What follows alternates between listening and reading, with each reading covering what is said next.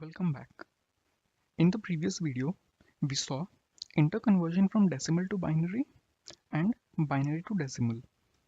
In this video, we will focus upon converting decimal number systems into octal and octal to decimal.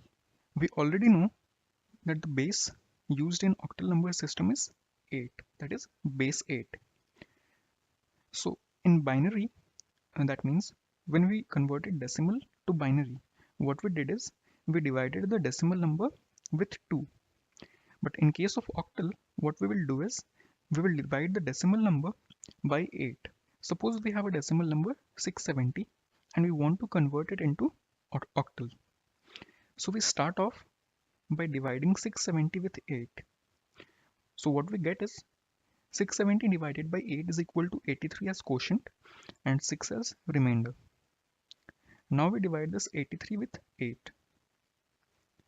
We get 10 as quotient, 3 as remainder. Now we divide 10 with 8 to get 1 as quotient and 2 as remainder. Now 1 divided by 8 will obviously give 1 as remainder. The bottommost number will be placed at the left hand side and then we move on to the top. So the bottommost number over here is 1. So we place it in the leftmost side. Next is 2. So we place we placed 2 adjacent to 1. Then is 3 and then 6. The octal equivalent of 670 decimal is 1236. Let us take a look at one more example. Over here we have a decimal number, that is 41.6875. We divide this integer part by 8. So we get 8 divided by 5, that means 40, and obviously the remainder is 1. So the equivalent octal of 41 is 51, counting from bottom to top. So we write it as 51. Now in case of decimal to binary, what we did for the fractional or the decimal part was that we multiplied it with 2 until we got a perfect 0 at the end. In this case also we will do the same thing, but that multiplication with 2 will be replaced by multiplication with 8. So basically we multiply this decimal part by 8. So 0.6875 multiplied by 8 gives 5.5.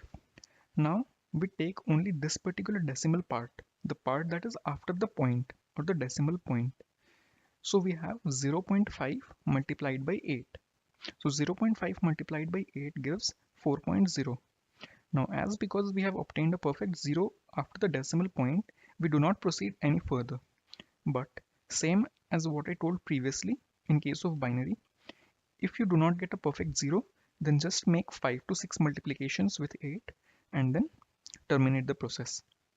So after performing this multiplication with 8, what we get is 54. Obviously, because this part was after the decimal point, we will consider it top to bottom.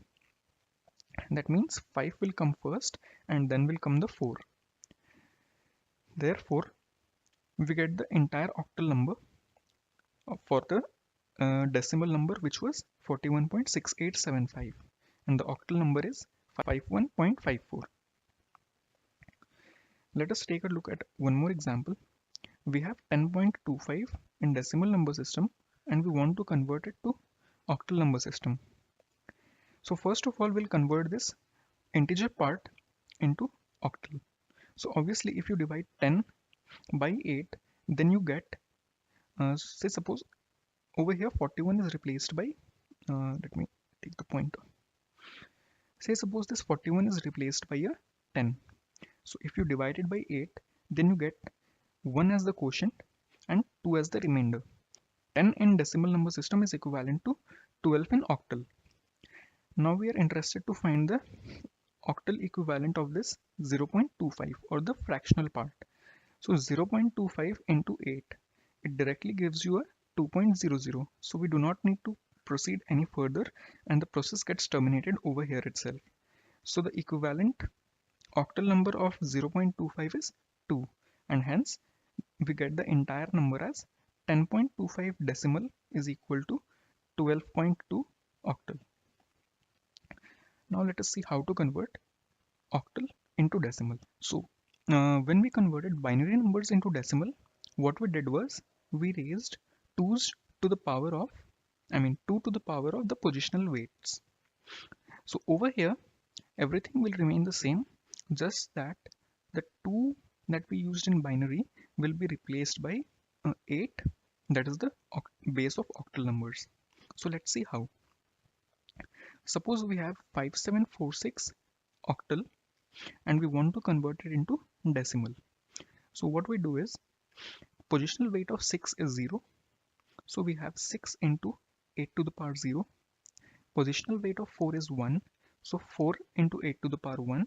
Similarly 7 into 8 square and 5 into 8 cube.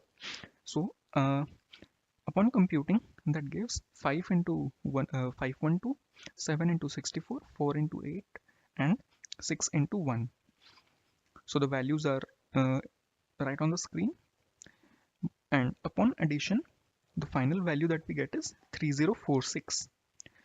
Therefore 5746 in octal is equivalent to 3046 in decimal.